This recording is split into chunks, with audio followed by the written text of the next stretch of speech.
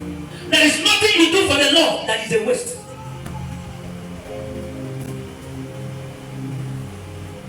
When I was talking about, I told her something.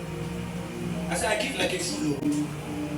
That they might be leaving something in this house. I will give it out. That's how I give you. I give like a fool. Can you cope? She smiled. I said, there's no problem.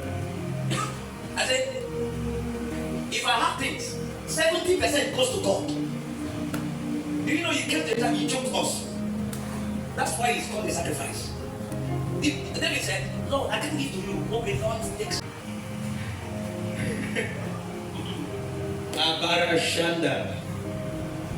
Today you are investing. Investing. Proverbs 19:17. He that has pity upon the poor lendeth unto the Lord, if he pay him again. This is not just for the poor.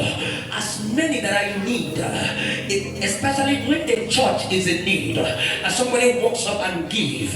The Bible says you are not giving to man, you are giving unto the Lord. And what you're doing is investing at the feet of God. Luke chapter 10 verse 30 through 37. Is somebody there with me? Luke 10 30 through 37. It says, whatsoever that spendest, whatever you give out, when I come, I will repay. Whatever you give out, when you come. Philippians chapter 4 verse 17. Philippians 4:17. May abound in your account. Did you hear that now?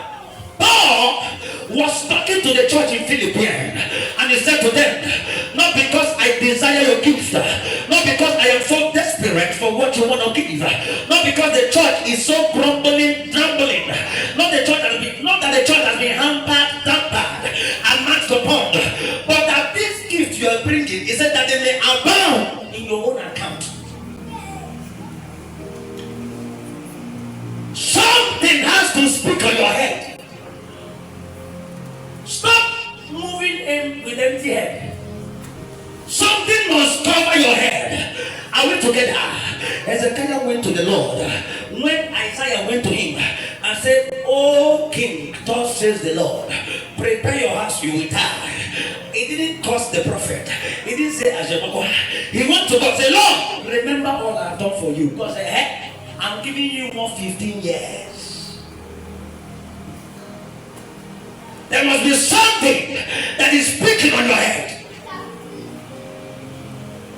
Any man who has done nothing on earth should not sit and expect something.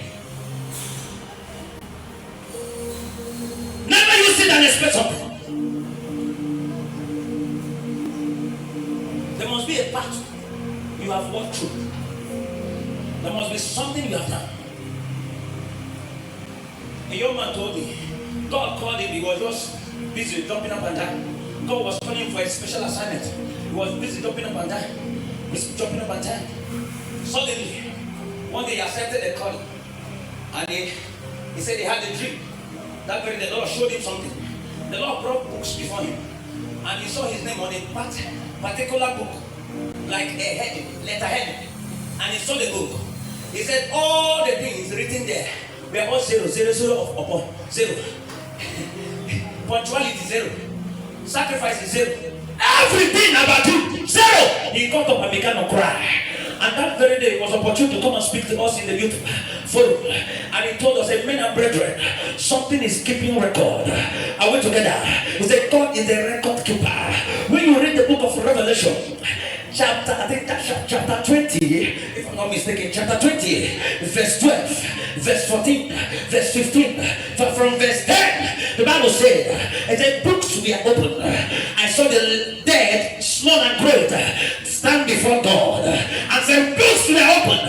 He said the book of life was open. The book of life was open, and other books were open, which was the book of record. Child of God, whatsoever you are doing before the Lord, under the Lord, with the Lord, is recorded.